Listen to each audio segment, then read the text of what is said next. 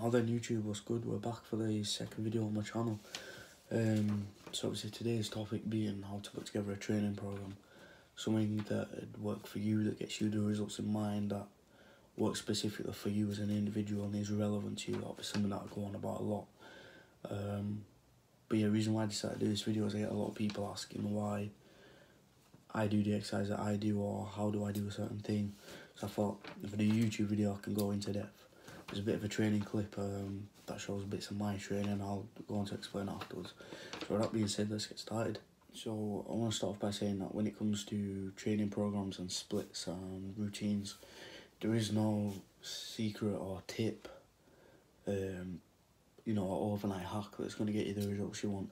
It's all about finding something that works for you and gets you the results that you want in mind. So obviously bear that in mind when scrolling through Instagram and other social media and you're buying these plans off of, big athletes and other stars, because the plan that they're selling works for them as it came from their knowledge.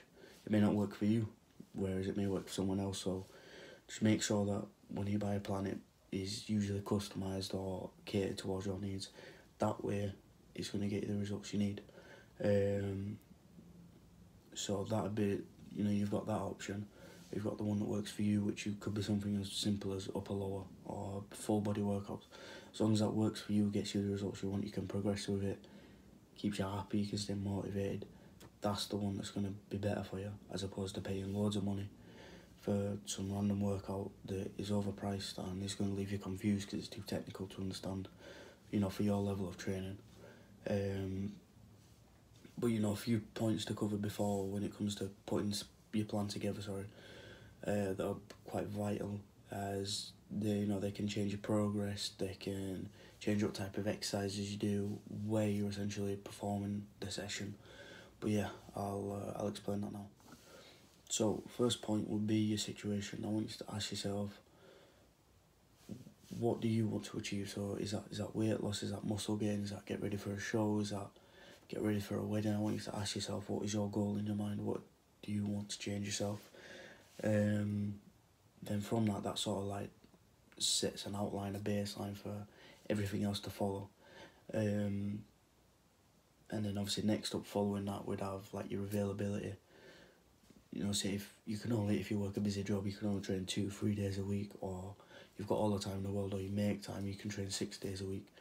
Your availability is important because it sort of sets out how the program will be structured. So say push-pull legs, for instance. If you're free 6 days a week, you can do push-pull legs on a 6-day split and have 1 day off. If you're only free the 3 days, then you just do the push-pull legs and take the duration of the week off. Next up will be your location. Obviously quite a big one. Obviously if you can't make it to a gym, if you're lucky enough to have a home gym, or you just prefer working out in your own home, take that into mind, because obviously your home may not have a treadmill or certain equipment that a kit has, or a gym may not have the space that your home has or anything like that. But yeah, just bear that in mind. So obviously another point as well would be your lifestyle. So assess what is it you do for a living, the stuff that you can set aside to put your routine in. So if you work a busy job, or you're a family person, you have a lot of kids, and that takes up a lot of your time, make sure to put that into account when you're putting together your set days and what you're doing on each day and how you go from there. Probably the last one would be where you want to see yourself in 6 months. What do you want to be? Where do you want to be in 6 months' time? It's an example of long-term SMART goals. Really good for sort of keeping yourself motivated, on track, staying accountable. But yeah, having a goal in mind for the present and the future is always going to keep you on focus. You're always going to have somewhere to go. That if you have like a down day, you're going to be like, right, this is where I need to go, this is how I need to move forwards. And then from there you can always just change the exercise, change the macros, change whatever it may be to keep you moving forwards, because you know where you want to be, you've got a goal in mind. You essentially have a purpose to keep doing what you're doing. Another big point would be sort of following on from your situation would be exercises. So now this is inside the gym, or actually getting down to the basics and the performing of the exercises. So you've got two different types of exercise. You've got compound and you've got isolation, and then obviously you've got CV training as well. always make sure to make a mix of your compound and isolation movements. So compound will be your squat, your bench, your deadlift. That'll be using more than one muscle at a time. Very good for building muscle and core strength. You can move more weight from A to B as we're moving and using more muscles at one point. You've got isolation exercise, which only work one muscle at a time, which isolates, say, the biceps or the triceps or the quads. That'll be like a leg extension or bicep curl. This is good for sort of fixing muscle imbalances, working on weak areas, really good. So utilising a mix of them is going to make you stronger, leaner, and can sort of push you towards more of your goal. So cardio wise, this again relates to your goal. So if you're wanting to lose weight, make sure to do cardio. But then if you're wanting to build muscle and get absolutely huge, don't really see a reason why cardio will be in your plan unless you're carrying a fair bit of fat, or you know you get out of breath doing your warm up sets. Make sure to add in a day of cardio, you know, to just boost that fitness up and make your endurance a bit more. But yeah, generally like that. Don't have one goal in mind and you're training, do another, you know, take a different path. Make sure they're both correlate and they're both relevant to, again, that step one, that goal in mind. Obviously form would be a very good one. You know, again, I've just said go on and with your compound movements, but if you can't essentially perform a movement, it's only going to lead to injury and not being able to get the results that you want. So make sure you learn the form. Good way of doing this would be resistance machines and plate loading machines, like your leg press as an introduction onto squats, pull down as an introduction into pull-ups, you know, whatever it may be, to progress you onto the exercises. And again, say if you are starting out, another big one would be core training. So obviously your core that's used for stability and mobility as well. If you have a weak core when it comes to squatting and stuff, you're not going to be able to stabilise yourself or move as much weight, you know. So core training would be very, very important. Stuff like planks, hollow rocks, isometric stuff, holds, all sorts like that, is all going to benefit your core and improve your lifts in the long run.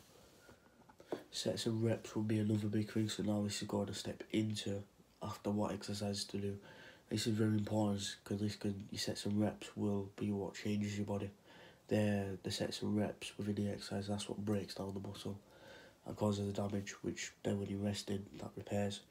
So sets and reps, again going back to step one, think what goal you want in mind. If you want to lose weight, you're going to be training more in a higher rep range for sort of like endurance or, you know, just muscular building. Whereas if you wanted to get bigger, you're going to want to have a mix of strength and muscle building, so that's going to be lower reps with a higher weight, working at a much more higher percentage of your 1 rep marks, alongside sort of like drop sets and you know, supersets, different ways to sort of build the muscle, shock the muscle, build it. The intensity is generally going to be a lot higher if you wanted to build muscle as opposed to weight loss, because weights, in the weight loss, you know, you're going to have the mix of the cardio as well, so you got two different components.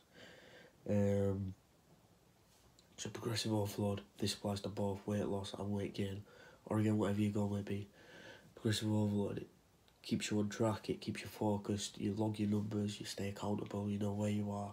Each week you make progress and you just go from there, and each week it's a rep increase or a set increase, or the workload goes up, and ideally you don't want to be going down, because if you're going down, that usually means that there's some sort of flaw or plateau being made. Connection, so sort of like this will be my muscle connection, so never ever just move weight from point A to point B without essentially feeling the muscle. So bench press, don't just be benching and not feeling the muscle, make sure that you're feeling it each rep, you know, you are working the chest. And again, sort of like machines, isolation work can help learn this. It's not going to be an overnight process, especially if you're a newbie. Make sure to like develop this over time.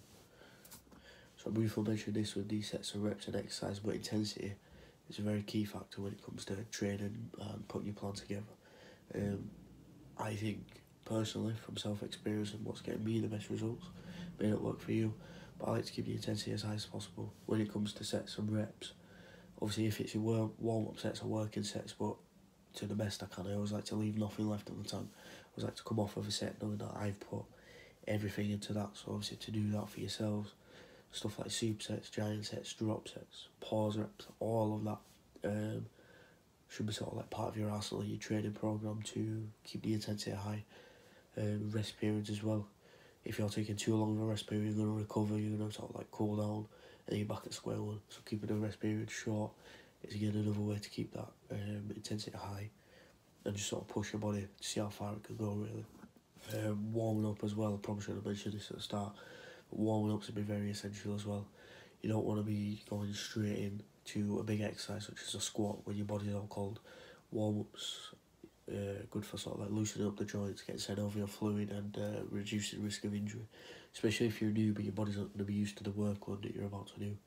So make sure to warm up, but make sure it's relevant to the current exercise you're about to perform. So squats, you want to do something lower body orientated, to like a bike or something like that. Whereas upper body, when you're warming up, you know, your shoulders, your back, your chest, make sure it's something like, you know, the rower or like a rope machine or something like that. That way, obviously, your joints are loosened up. Sometimes I can even get pumps on from warming up, so it's just really good for sort of switching the muscle on and getting ready for work.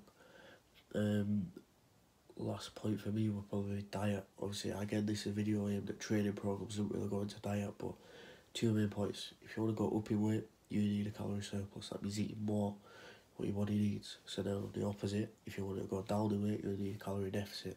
That means eating less than what your body needs. So then at the end of the day, you either got extra or less calories, meaning over time, it's inevitable that your body's going to fluctuate up or down in weight, which is going to get you the weight gain or the weight loss that you so desperately want.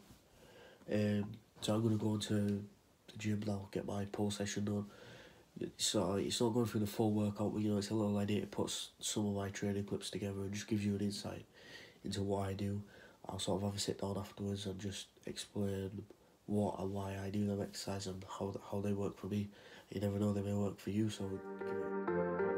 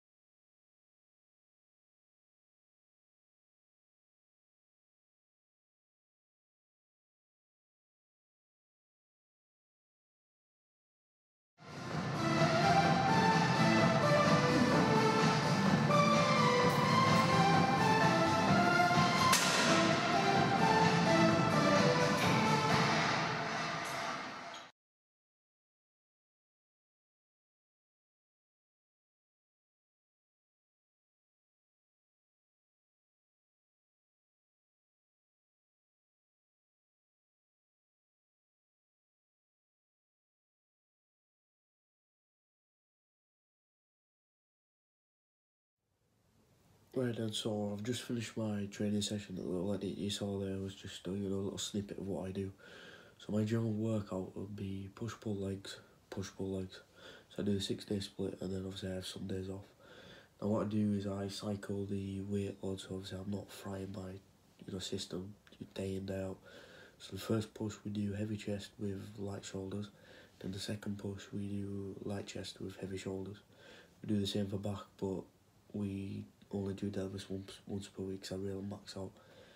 The reason why I do that is to sort of like protect my nervous system, so I'm not sort of like frying my body, reduce injury, stuff like that, and it allows me to sort of like add in technical days to increase my heavy days, and that's been really working really well. I've been doing this for about 2-3 months now, something like that.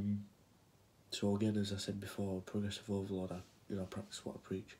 I log all my numbers. You'll see on my stories on my Instagram if you follow that I do a lot of note taking and stuff. I always write down what my numbers I get on the workouts. So sets and reps wise, I usually do 2 warm-up sets, 2 working sets and max sets, and then sort of like drop sets and back off sets from there. So again, I like to keep the intensity high, as I was saying before, just as I was recommending for you lot.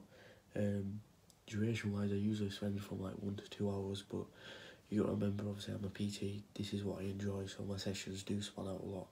I talk to people, I take a lot of rest because I train for sort of like strength based stuff. So sessions do span out, but that doesn't necessarily mean that they have to for you. You don't have to be in the hours for for hours a day. So obviously my goals and plans, I do have a goal in mind. So right now I'm just on the PT, I'm trying to make myself the best I can be for my clients. Long term would be competing, so hopefully next year I've got plans to compete. Whether that works out or not, I'm hoping so, because that's what I want. So end of this year, early next year is just bulking phase, so gaining phase. We're then going to like 16 to 20 week prep, which would be where I get ready for a show. I've got all that planned out, it's just a case of putting in the work and watching the results come through, so hopefully 2019 is going to be a big year. So I'm wrapping up for today's video. Next video we're looking at doing a Q&A, and again I apologise for the delays of uploading content. Still doing it, the editing game and stuff, so I like to make sure everything's the best that I can do before I upload it. But yeah, I'm going to try, put more content out weekly, fortnightly, stuff like that, and make the content as interesting as possible. So make sure, you follow my Instagram, keep up with the stories, the polls, always answering the questions, asking questions, stuff like that. And yeah, thanks for watching.